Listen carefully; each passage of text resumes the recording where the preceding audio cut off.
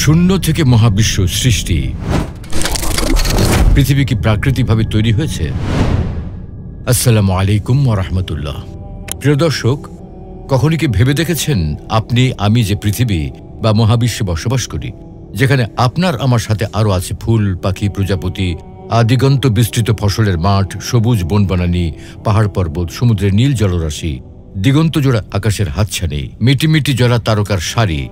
সেই পৃথিবী কিভাবে তৈরি হলো? প্রাকৃতিকভাবে শূন্য থেকে কি সূচনা ঘটেছে মহাবিশ্বের? এই বিষয়ে আল কোরআন এবং বিজ্ঞান কি বলে? ইসলাম এবং বিজ্ঞানের বক্তব্যে কোনো মিল আছে নাকি আছে বৈপরীত্য? চলুন তাহলে জেনে আসা যাক পৃথিবী এবং মহাবিশ্ব সৃষ্টির ইতিহাস। আল কোরআনে মহাবিশ্বের সূচনা। প্রিয় দর্শক, আমাদের বসবাসের কেন্দ্রবিন্দু এই সুন্দর নীল গ্রহ পৃথিবী সহ মহাবিশ্ব সৃষ্টির সূচনা কিভাবে হয়েছে এ প্রসঙ্গে আল্লাহ রাব্বুল আলামিন ইরশাদ করেন, আলহামদুলিল্লাহিল্লাযী খালাকাস সামাওয়াতি ওয়াল আরদা ওয়া জাআলায যুলুমাতি ওয়ান নূর। সকল প্রশংসা আল্লাহর জন্য, যিনি নভমণ্ডল ও ভূমণ্ডল সৃষ্টি করেছেন এবং অন্ধকার ও আলোর উদ্ভব করেছেন। এই আয়াতটি একটি মৌলিক আয়াত, যেখানে এক কথায় আসমান, জমিন তথা মহাবিশ্ব এবং মহাবিশ্বে আলো ও অন্ধকার সৃষ্টির কথা বলা হয়েছে। তবে এর পদ্ধতি সম্পর্কে কিছু বলা হয়নি। কিন্তু সূরা আম্বিয়ায় আসমান জমিন সৃষ্টির প্রক্রিয়া নিয়ে একটা স্পষ্ট ধারণা দেওয়া হয়েছে। ইরশাদ হচ্ছে, আওয়ালাম ইয়ারাল্লাযীনা কাফারু আন্নাস সামাওয়াতি ওয়াল আরদা কানাতা রাতকান ফাফাতাকনাহুমা। যারা অবিশ্বাস করে তারা কি ভেবে দেখে না যে আকাশমণ্ডলীয় পৃথিবীর মুখ বন্ধ ছিল, অতঃপর আমি উভয়কে খুলে দিলাম? এখানে আকাশমণ্ডলী ও পৃথিবীর মুখ বন্ধ থাকার কথা বলা হয়েছে, যার একটা সাধারণ অর্থ হল আদিতে আল্লাহর অস্তিত্ব, তার আরশ, কুরসি, লৌহে মাহফুজ এবং পানি ব্যতীত তখনও পর্যন্ত মহাবিশ্বে আর কিছু ছিল না। যেমন সহিহ বুখারীতে বর্ণিত একটি হাদিসে রাসূলুল্লাহ সাল্লাল্লাহু আলাইহি ওয়াসাল্লাম বলেন, একমাত্র আল্লাহই ছিলেন, তিনি ছাড়া আর কোনো কিছুই ছিল না। তার আরশ ছিল পানির ওপর। অতঃপর তিনি লৌহে মাহফুজে সবকিছু লিপিবদ্ধ করলেন এবং আকাশ ও পৃথিবী সৃষ্টি করলেন। তার মানে কোরআনের আয়াত এবং এই হাদিস থেকে বোঝা যায় আল্লাহ তাআলা শূন্য থেকে আসমান, জমিন তথা এই মহাবিশ্ব সৃষ্টি করেছেন। কিন্তু কি প্রক্রিয়া তা করেছেন সেটা জানার জন্য আধুনিক বিজ্ঞানের কিছু বিস্ময়কর আবিষ্কারের ব্যাখ্যা জানা দরকার। তাহলে মহাবিশ্ব সৃষ্টির একটা স্পষ্ট চিত্র পাওয়া যাবে। শূন্য থেকে মহাবিশ্ব। সুপ্রিয় দর্শক, দৃশ্যমানে বিশাল মহাবিশ্বে ছড়িয়ে ছিটিয়ে রয়েছে লক্ষ কোটি গ্যালাক্সি, আর এসব গ্যালাক্সির মাঝে ছড়িয়ে রয়েছে লক্ষ কোটি নক্ষত্র। কিন্তু তারপরেও বলতে হয় মহাবিশ্ব মূলত ফাঁকা। মহাবিশ্বের বেশিরভাগ এলাকা জুড়েই রয়েছে শূন্যতা, যাকে আমরা সহজ ভাষা বলি মহাশূন্য। এর মানে হলো যেখানে কিছুই নেই।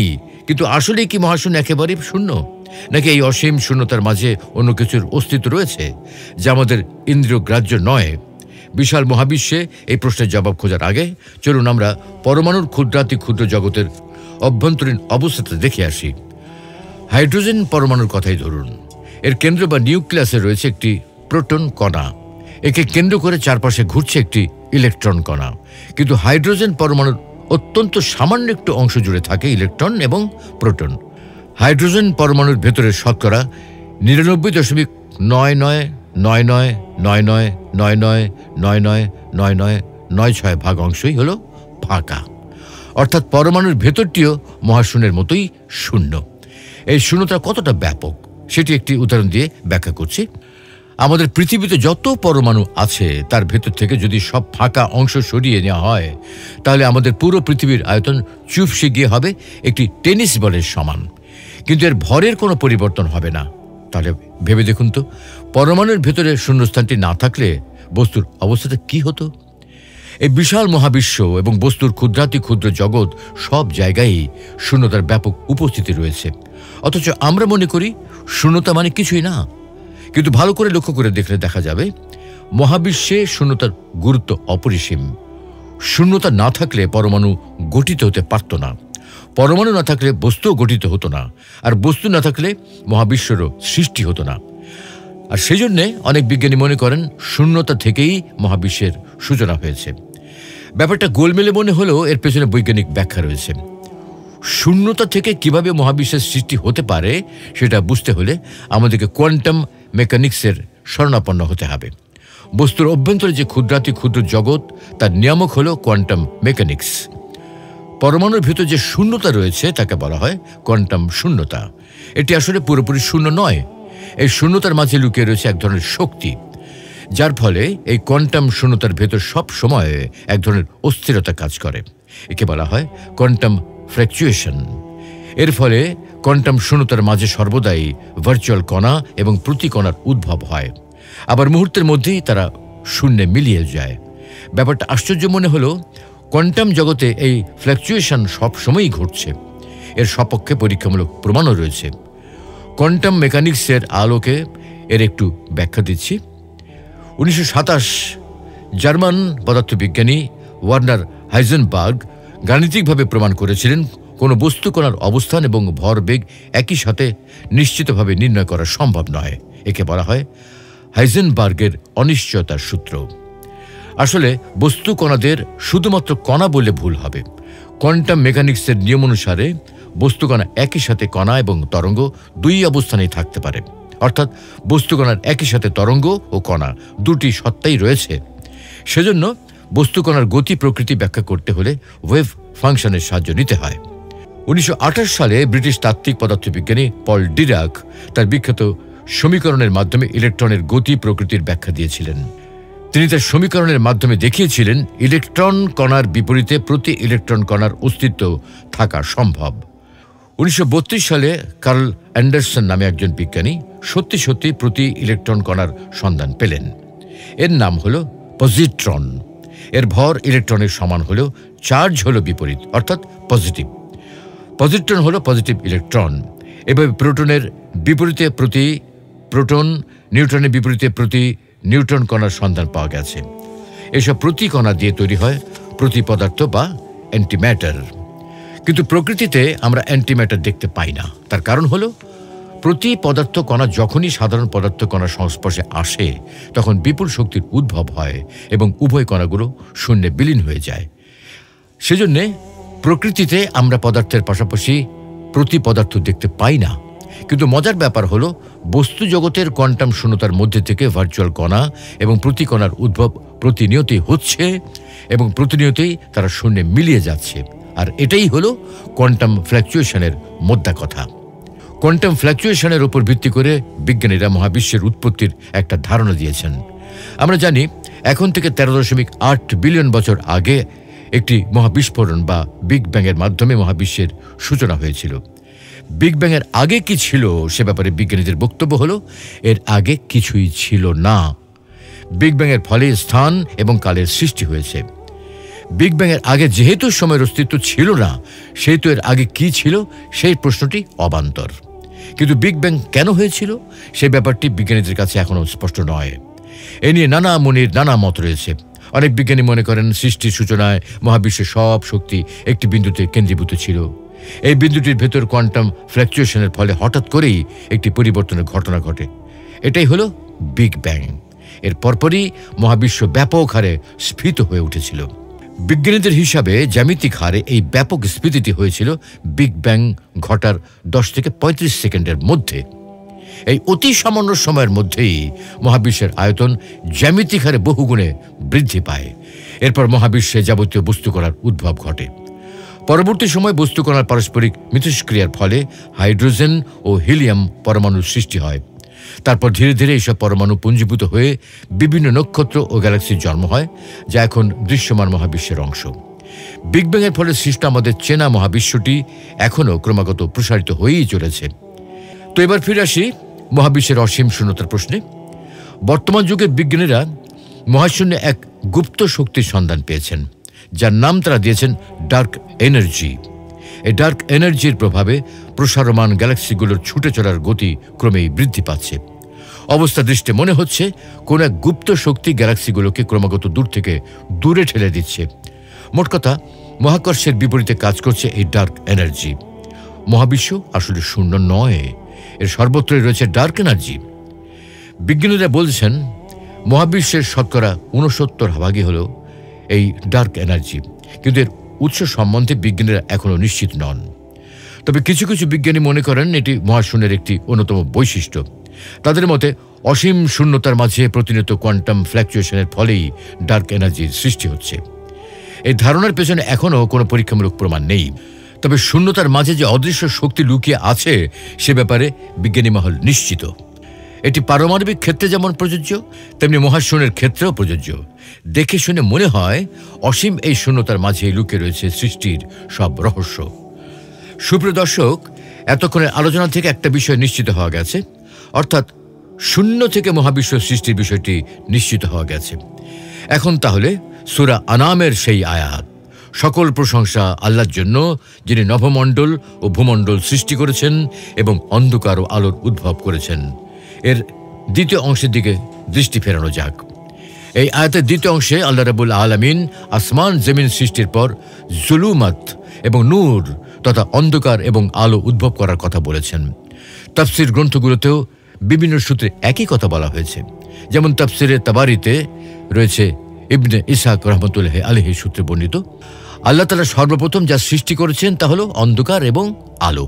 তারপর দুয়ের মাঝে পার্থক্য সৃষ্টি করে তিনি অন্ধকারকে কালো আঁধার রাতে এবং আলোকে উজ্জ্বল দিবসে পরিণত করেন। এই আয়াতে মহাবিশ্বের আলোকীয় অবস্থার খোঁজ রয়েছে। আধুনিক বিজ্ঞানের কল্যাণে এখন আমরা জানি কোনো কিছুর দৃষ্টিলভ্যতার সাথে আলোকীয় অবস্থার সম্পর্ক থাকে, অর্থাৎ কোনো আলোক উৎস থেকে আলো এসে সরাসরি চোখে পড়লে আমরা তাকে দেখতে পাই। আবার সেই আলোকীয় বস্তুর বিচ্ছুরিত আলো কোনো তল থেকে প্রতিফলিত হয়ে যদি তা সেই বস্তুর কোনো প্রতিবিম্ব তৈরি করে, তবে আমরা সেই উৎসের প্রতিবিম্ব দেখতে পাই।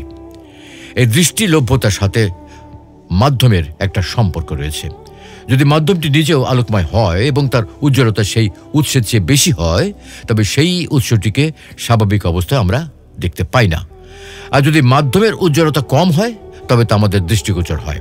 আর সে কারণেই আমরা আকাশের মিটিমিটি তারাগুলোকে দিনের বেলা দেখতে পাই না, কিন্তু রাতে তারা উজ্জ্বল হয়ে ফুটে ওঠে। তখন আমরা সেই বিস্ময়কর সৃষ্টিলহরীর কিছুটা দেখতে পাই। এই দৃষ্টিগোচরতা ক্রমান্বয়ে বাড়তে থাকে। আমরা যখন পৃথিবী ছেড়ে মহাকাশের দিকে যাত্রা করি, ক্রমশ যেতে যেতে আমরা যখন পৃথিবীর বায়ুমণ্ডল থেকে আরও দূরে চলে যাই, তখন মহাশূন্যের আসল রূপ চোখে পড়ে। দেখা গেছে সেখানে চারিদিকে বিদ্যুটে অন্ধকার, আর সেই অন্ধকার রাজ্যে ভাসমান জল জলে তারকারা আকাশের বুকে ভেসে বেড়াচ্ছে, অথচ পৃথিবীর বুক তখন সূর্যের আলোয় উজ্জ্বল। বিষয়টা সম্পূর্ণ তাত্ত্বিক নয়, পুরোটাই বাস্তবতা। তার প্রমাণ মহাবিশ্বচারীদের অভিজ্ঞতা ও তাদের পাঠানো ছবি। এই আলোচনা থেকে আরেকটা বিষয় বোঝা যায়, মহাবিস্ফোরণ থেকে সৃষ্ট মহাবিশ্ব ছিল এক অন্ধকার সাম্রাজ্য। এই সাম্রাজ্যটি তার জন্ম বৈশিষ্ট্য অনুযায়ী যদি অন্ধকারই থেকে যেত, তাহলে যদি আলো না থাকতো, তবে তা হতো বিরাট সমস্যা। তাই আল্লাহ তাআলা আমাদের চিন্তা ভাবনার জন্য মহাবিশ্বকে আলোকিত করেছেন, যাতে বোঝা যায় এই বিশ্বজগৎ এবং এর বিবর্তন একটা সুনিশ্চিত পরিকল্পনার মধ্যে দিয়ে হয়েছে। আর যদি তাই হয়ে থাকে, তবে অবশ্যই তার একজন পরিকল্পনাকারী রয়েছেন, যিনি তার মেধা ও দক্ষতা দিয়ে এই মহাসৃষ্টির পূর্বেই পরিকল্পনা করে নিয়েছেন, আর সেই অনুযায়ী বিবর্তন ঘটছে। অর্থাৎ মহাবিশ্বের সৃষ্টি ও বিবর্তন বস্তুবাদের স্বতঃস্ফূর্ত বিবর্তন নয়, সম্ভবত মানুষের মনে এমনই কিছু ধারণা সৃষ্টির লক্ষ্যে আল্লাহ তাআলা বলছেন, আলহামদুলিল্লাহিল্লাযী খালাকাস সামাওয়াতি ওয়াল আরদা ওয়া জাআলায যুলুমাতি ওয়ান নূর ثم الذين كفروا بربهم يعدلون। সর্ববিধ বা সকল প্রকারের প্রশংসা আল্লাহরই জন্য, যিনি নভমণ্ডল ও ভূমণ্ডল সৃষ্টি করেছেন এবং অন্ধকার ও আলোর উদ্ভব করেছেন। তথাপি কাফেররা স্বীয় পালনকর্তার সাথে অন্যান্যকে সমতুল্য স্থির করে। সুপ্রিয় দর্শক, লক্ষ্য করে দেখুন, এই আয়াতে আল্লাহ তাআলা অন্ধকার এবং আলোর কথা বলেছেন, অর্থাৎ অন্ধকারের কথা আগে বলেছেন এবং আলোর কথা পরে বলেছেন। তার মানে এখানে যে বিষয়টি লুকিয়ে রয়েছে তা হলো শাব্দিক অবস্থান। বলা হয়েছে তিনি অন্ধকার আলোর উদ্ভব করেছেন। ভাষা সাহিত্যে এই শব্দ যখন যুগল রূপে বসে, তখন সাধারণত আলো ও অন্ধকার রূপে বসে। সাহিত্যে সাধারণত এই রীতি চলে আসছে। কোরআন এই রীতি ভেঙে উল্টোভাবে ব্যবহার করেছে, আর এতেই রয়েছে পবিত্র কোরআনের অলৌকিকতা। বিজ্ঞান বলছে বিগ ব্যাং থেকে এক বিশাল অন্ধকার সাম্রাজ্যের সৃষ্টি হয়েছে। মহাশক্তির এক বিস্তার অমীয় ধারায় ছুটে চলেছে, আর শুরু হয়েছে বিবর্তনের ধারা। বিস্ফোরণে বহু পরে শুরু হয়েছে রূপান্তরের ধারা, যেখানে শক্তি থেকে পদার্থ কণার সৃষ্টি হয়েছে ধীর লয়ে। এই পদার্থ কণা ধোঁয়ার আকারে সৃষ্টি করে নীহারিকা। একসময় এই নীহারিকা খণ্ড বিখণ্ড হয়ে পুঞ্জীভূত মেঘের সৃষ্টি করে। আর সেই পুঞ্জীভূত মেঘমালায় জমাটবদ্ধ হয় মহাজাগতিক বস্তু নিলয়। কখনো কখনো মহাজাগতিক বস্তু নিলয় বিস্ফোরিত হয়ে তৈরি করে ক্ষুদ্রাকৃতি বস্তু আর তার পরিমণ্ডলে পুঞ্জীভূত ধূলি মেঘ। মহাজাগতিক বস্তু থেকে বিমোচিত শক্তি আলোর কণা রূপে বেরিয়ে এসে সেই ধূলি মেঘে প্রতিফলিত হয়ে সৃষ্টি করে ঝলঝলে আলোর। তাহলে দেখা গেল মহাবিশ্ব সৃষ্টির বহু পরে সৃষ্টি হয়েছে আলো। আর পবিত্র কোরআনও এমনটাই বুঝিয়েছে, তার নিয়ম বিরুদ্ধ শাব্দিক ব্যবহার দিয়ে। সুবহানাল্লাহ! কি অপূর্ব, কি নিপুণ, কি নিখুঁত আর সূক্ষ্ম পরিকল্পনায় আল্লাহ রাব্বুল আলামিন সৃষ্টি করেছেন আমাদের এই পৃথিবী, সমগ্র মহাবিশ্ব। সুবহানাল্লাহ! তাই তো আল্লাহ রাব্বুল আলামিন বারবার বলছেন, সকল প্রকার প্রশংসা কেবল তাঁরই প্রাপ্য, যিনি এত নিখুঁত পরিকল্পনায় সৃষ্টি করেছেন আসমান, জমিন তথা মহাবিশ্ব, এবং সেদিকেই মানব জাতির দৃষ্টি আকর্ষণ করেছেন, যেন তারা তার সাথে কাউকে শরিক না করে, বরং যথাযথভাবে তার প্রতি ঈমান আনে ও বিশ্বাস স্থাপন করে। আল্লাহ রাব্বুল আলামিন আমাদের সকলকে তার প্রতি যথাযথভাবে ঈমান আনার তৌফিক দান করুন। আমিন।